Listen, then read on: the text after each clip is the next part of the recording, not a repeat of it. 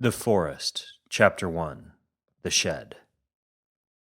Terran looked back and squinted through the torrential downpour. Behind him, in the shelter of a small clump of tamarack trees, he could see his twin brother River, crouching and nervously watching. Terran slowly turned back around.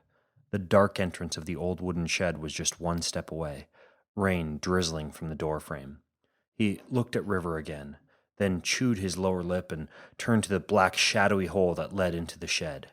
He stepped forward into darkness. Somewhere behind him, he heard River scream. Today was supposed to be much, much different. Just 3 hours earlier, Terran was curled up in bed, one foot lazily draped over the edge of the mattress, one bright blue eye barely open, and his blonde locks tangled, twisted, and still reeking of chlorine from the previous day's trip to the swimming pool.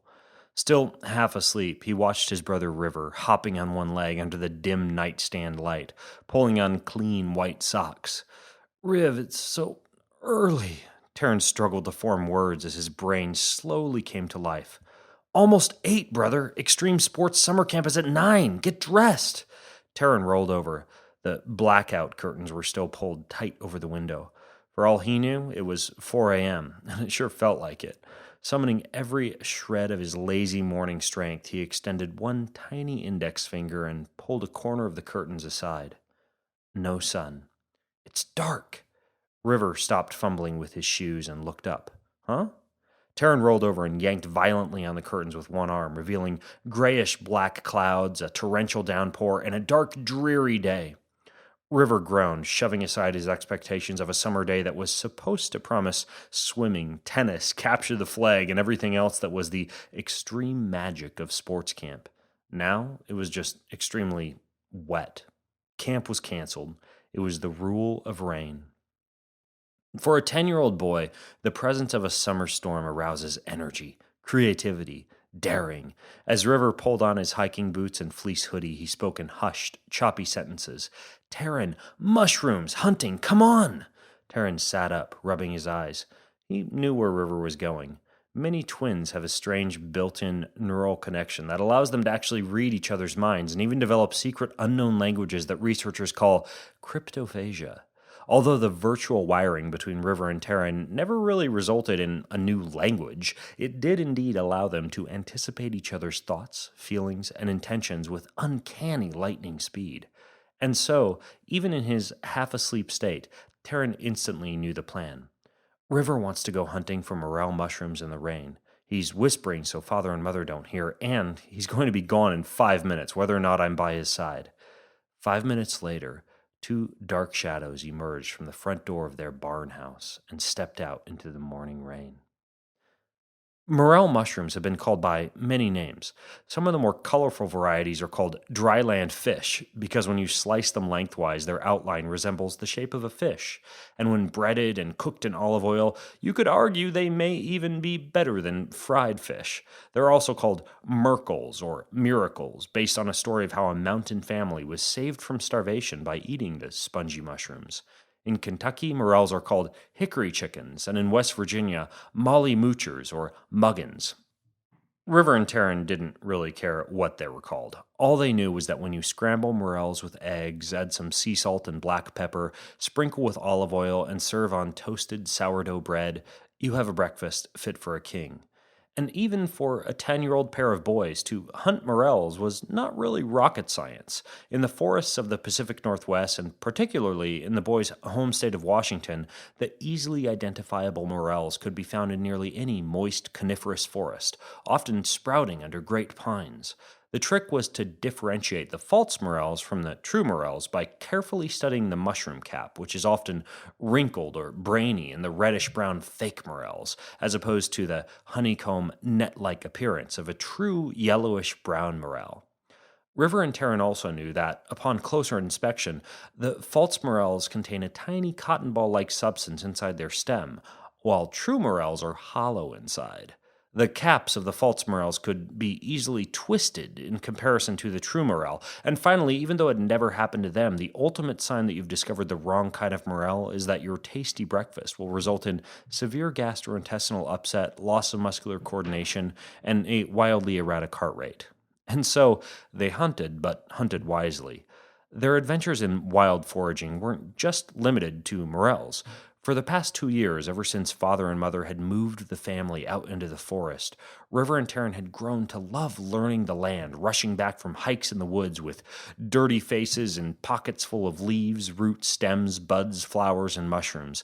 Then they would dart down to the basement to pore through photos in father's field guides. Plant identification was a favorite pastime of theirs. What can you eat? What will kill you? What is medicinal in small quantities but toxic in large quantities? What can fix nosebleeds and cure constipation?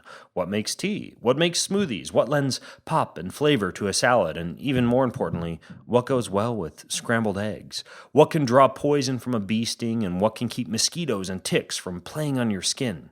Nettles, mint, and yellow violet for salads, plantain for insect bites, yarrow for cuts and bruises, wild strawberry for a snack, pineapple weed for a tummy ache, and dried mullein to help with sleep, gooseberry and sarsaparilla root for flavoring soda water, houndstooth as a diuretic, pennycress for a fever, Oregon grapefruit and leatherleaf for the flu, tansy as an insect repellent, and even thorny, prickly spear thistle stalks for chewing like celery when you need a little water or just something crunchy to munch on. And then, of course, there were the morels, a particular favorite. Even a drizzly summer morning couldn't stop a pre-breakfast morel hunt. Terran grinned. Jackpot. He bent down to snatch a spongy morel while simultaneously eyeing two more just a couple feet away. His mouth was already watering as he shoved the tiny morsels of goodness into his black mesh plant-gathering bag.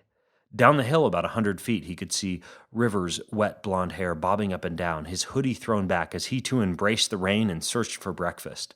Terran's fingers brushed the loose dirt and debris aside from the base of the two other mushrooms. He'd always loved dirt, dust, mud, earth. Terra. They say there's something to a name, and Terran was no exception. Despite Mother's ever-impending wet washcloth, he'd always felt more natural and complete, with dirt smudges on his face, black mud under his fingernails, and clods of earth in his hair. As his fingers sunk into the wet soil, he suddenly stopped. Something wasn't right. There it was again, a monotone-like chirp. Chicka! Chickadee-dee-dee-dee! Terran spun and looked up to the tree branches. Chickadee-dee! It was definitely a bird, most definitely a chickadee. Chestnut-backed chickadees were a common sight in this forest, and their sharp chickadee call was unmistakable, whether maintaining contact with a chickadee mate, scolding a predator, or announcing a food source. It was a usual occurrence to hear a chickadee call over the sing-song chorus of all the other birds, but not in the rain. Never in the rain. Instead, on a stormy, wet morning like this, as the temperature plunges, the tiny birds seek shelter and warmth, conserving their metabolism and avoiding unnecessary activities like grooming or singing. And yet, despite the storm, this tiny bird was twittering ferociously as it called down to the boys in loud, scolding chirps. Terran had already spotted the little chestnut-colored bird with the tiny black and white head as it acrobatically danced from limb to twig, jumping, flitting, and flying overhead through the blend of Douglas firs and ponderosa pines. Yet something was wrong. Out of the corner of his eye, Terran could see that River had heard the bird too, and had stopped in his tracks to straighten bolt upright as soon as the chickadee call sounded over the loud hum of falling raindrops. Terran pointed up as his eyes met his brother's. River followed Terran's outstretched finger and nodded. He saw it too. As the chickadee began to dart away through the treetops, they both followed. They knew enough about normal animal activity to realize that some strange game was afoot. Every species of bird has an ancient language, and this bird seemed to be acting as some kind of a messenger, sounding off a greeting, a warning, some kind of a signal. Terran strode softly through the underbrush, watching the bird overhead. At the same time, using his owl eyes, he could see River still farther down the hill, sneaking parallel to him. Owl eyes had come in handy for Terran when he needed a big field of vision. He liked to think about an owl perched on a tree branch above the ground, sitting motionless with its eyes in a fixed gaze and using a still head and wide peripheral vision to gather visual cues from the environment. For a human boy, this same technique was simple to learn with practice. To learn to use his own owl eyes, Terran would sit in a dedicated spot that he'd call his sit spot, and imagine he had eyes as big and powerful as an owl, eyes that have actually outgrown their eye sockets and are nearly frozen in place, eyes very much unlike a human eye that is constantly engaged in tunnel vision on a screen or on a page in a book. Then he'd look straight ahead and imagine that his eyeballs were stuck in his eye sockets, unable to move. He would pick a spot directly across from him that he could train his eyes on and hold that spot in the center of his vision as a focal point. If his eyes wandered off, he'd try to relax and bring them back to his focal point again, always returning to that one single spot. Eventually, while staring at that spot and without moving his eyeballs, he could see parts of the ground below and parts of the sky above between him and that spot. He'd practice seeing the ground, the sky, and that spot all at the same time, using his peripheral vision. Then he practiced building on this peripheral vision by adding to his awareness the farthest thing he could see to the left and the farthest thing he could see to the right, all still without actually moving his eyeballs. Once he'd practiced his owl eyes enough, he could see 5 things all at once with barely any head or eye movement: his focal point, the ground, the sky, the extreme left, and the extreme right. Terran knew River was using his owl eyes too, and as their chickadee focal point led the brothers deeper into the trees, Terran recalled a story from their wilderness survival camp last summer. He couldn't quite remember the story in vivid detail, but he knew that it involved 2 hikers walking up a winding road. The hikers didn't know it, but just around the bend, a logging truck was flying wildly down the road after losing its brakes. However, a bird was watching, and just before the truck came careening around the corner, one hiker heard this bird give a shrill, sharp cry, and the hiker instinctively dove from the road, pulling her companion along with her. Novice hunters often experience a similar phenomenon if they traipse too loudly or move too quickly through the underbrush. Often a deer, elk, or bear doesn't notice the hunter coming, but the birds do, and the bird language quickly shifts to warn the other forest animals of impending danger. While Terran had never formally learned bird language, he knew of the general rule that the smaller brown birds that live near the ground tell you the most, whether they're signaling aggression, alarm, begging, companionship, or song. Called perching birds or passerines, these birds have the most reliable voices and include sparrows, wrens, blackbirds, and, of course, chickadees. Woodpeckers, herons, ducks, hawks, and eagles aren't as much good to gather information from. The chickadee was moving at a pretty fast pace, and Terran half jogged and half walked to keep up, his brother still trailing parallel to him just slightly down the sloping hill. After traversing nearly 3 football field lengths through the forest, Terran nervously glanced at River. The bird was still calling and moving, but was also fast approaching the outer boundaries of their family property. This boundary was not easy to miss, signaled by strips of old rusted barbed wire, bands of red spray paint on several large pines, and a sudden thickening of the gooseberry and wild blackberry underbrush. It was property that River and Terran had never stepped into for more than just a few feet. Over the 2 years they had lived in their home in the forest, they had always had plenty of their own acreage to explore, but this adjoining property was not theirs. It was not welcoming, it was not easy to hike, and since there was no sign of a residence, a driveway, lights, or any other appearance of human life, it was not even clear who actually owned it. But by now the chickadee had quickly progressed nearly 40 feet past the barbed wire and was still moving, stopping, calling, and moving again. Terran heard panting and looked behind him. River was there. "What do we do now, Riv?" River glanced nervously behind. The rain was falling harder. A chilly wind had picked up and was gliding through the trees. The ground was getting muddier by the minute. "Let's follow." Terran nodded. Both boys instinctively dropped to their stomachs and elbows and crawled under the barbed wire, military style. Getting face down in the mud and a front side full of grime was easier than getting your hoodie ripped on a barb.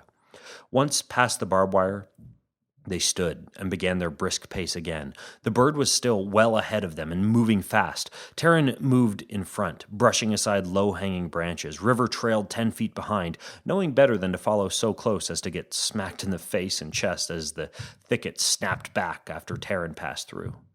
Both boys had now moved quietly and quickly, occasionally glancing anxiously behind and half expecting to see some kind of ranger or police officer hot on their trespassing trail. With laser-like precision, their feet touched the ground toe first, then midfoot, then heel. Called fox walking, this silent style of moving allowed them to keep their owl eyes focused up, while their feet worked to sense broken sticks, sharp rocks, logs in the path, and other barriers. Now completely soaked from head to toe, his face, chest, and pants covered in mud, and small cuts and scratches on his cheeks from charging through the branches and the sticks, Terran concentrated with ferocious intensity to move through the ever-thickening forest and still catch sight of the small shadow of the chickadee darting from tree to tree. Toe, midfoot, heel. Keep your eyes on the bird. Toe, midfoot, heel. Brush aside the thorns. Toe, midfoot, heel. Glance back to see if brother is still there. Then silence. The bird had suddenly stopped. No call, no movement. Terran squinted through the trees. He pulled aside a clump of branches. He could hear River quietly panting behind him. Through the thick rain, he tried to focus in the direction he had last seen the black dot of the bird's movement. He couldn't see any sign of the bird, but there was something else that caught his attention. Some kind of dark, shadowy structure, too thick to be a tree and too symmetrical to be a clump of big bushes. It was some kind of a building. Terran moved forward again to a position where the trees no longer blocked so much of his view. Now he could see it more clearly. It was too small to be a home. Definitely not a barn. A hunting blind, perhaps? An outhouse? Terran took a few steps forward. Behind him, River sharply whispered, "Terran, let's go." Terran stepped forward again. "Home, Terran, let's go." Terran shook his head and, without looking back, took 2 more big, bold steps forward. Now he could see the structure clearly, about 50 feet away. It was an old wooden shed, and perched just above the door of the shed was the chickadee, sitting silent and staring right back at Terran with 2 beady black eyes.